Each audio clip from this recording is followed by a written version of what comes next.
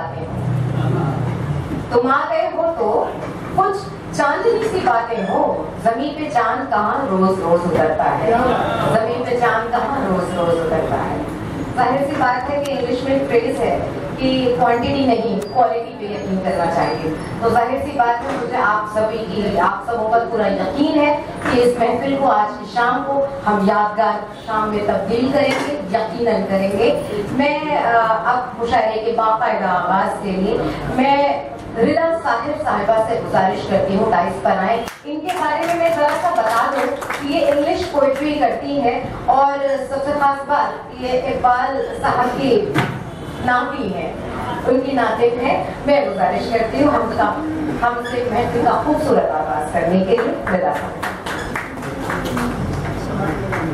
अस्सलाम वालेकुम, मेरा नाम रिदा कवाले है और मैं एक हम पेश करती हूँ।